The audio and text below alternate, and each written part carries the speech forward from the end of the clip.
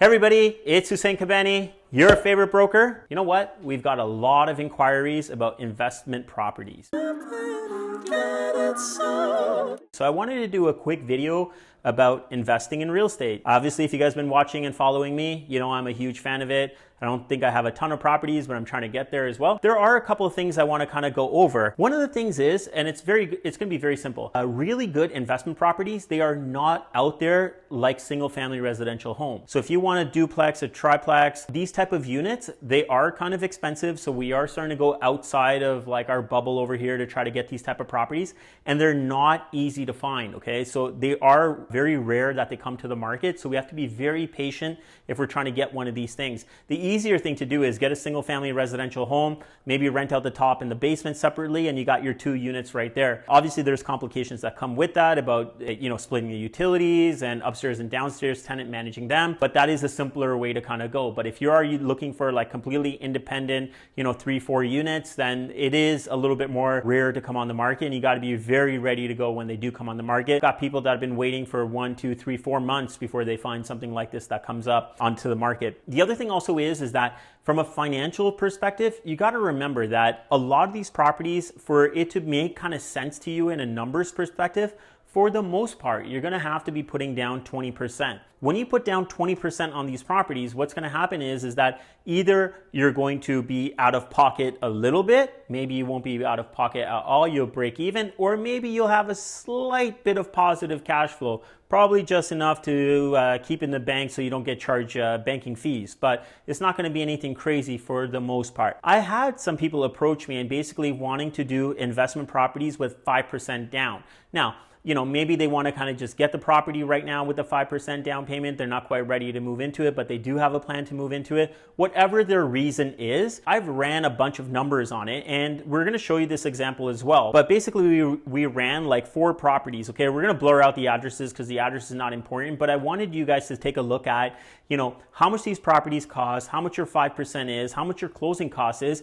and what the monthly projections look like on this. So with putting 5% down payment, your minimum down payment, it might be 6% depending on the property value, but putting down the minimum amount of down payment, with these properties, you could be losing as much as $813 a month, $770 a month, $555 a month, or you can only lose $422 a month. Take your pick. And that's with 5% down payment. And when you look at these properties and you start to put 20% down payment, you start to become a little bit more positive cash flow on it, or at least at a break even.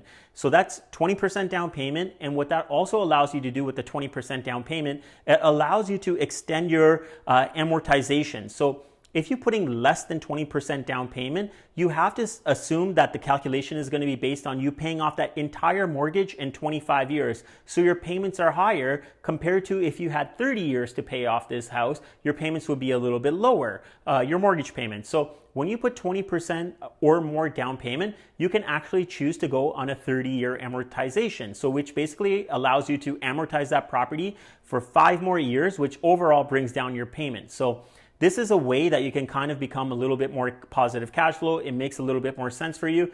And let's face it, if you have to put out $100 or $200 a month and lose that kind of money, but you're still banking it in your principal on your mortgage, is a different story versus you kind of putting out $800 or $900 a month. It does hurt a little bit more, even though I can tell you that if that is your only option, I would still say go with it, because I don't think that the real estate market is going to get any better over the long run for people to be investing in it. Now, why I would tell you this is this. I think how you're going to have to put out the money for a short period of time is going to be nothing compared to how the long term plays out. So now, say you're putting out $500 a month, but what's going to end up happening? In 3 to 5 years, you're going to be able to refinance this property, okay? When you go to refinance this property, hopefully, and everything indicates that the property is going to be worth more money. And what's going to happen is that you're going to have a lower mortgage amount. So when you go to refinance the property, what you're going to be able to do is you're going to be able to, you're going to be able to charge more rent at that time. So when you go to refinance the property, you're probably going to be at a point now where you can at least break even. And maybe the next time you go to do something like that in the next 3 to 5 years, you might have a little bit more positive cash flow. There's so many different ways of going about this, but like I said, if this is your only option, option to kind of get into the market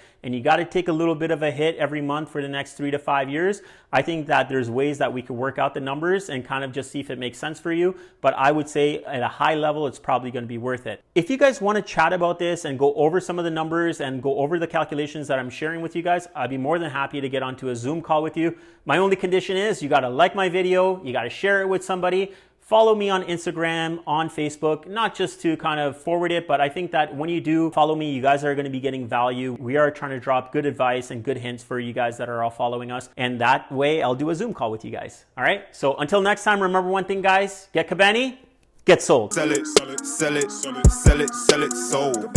Sell it, sell it, sell it, sell it, sold. Sell it, sell it, sell it, sell it, sell it, sold. Sell it, sell it, sell it, sell it, sold.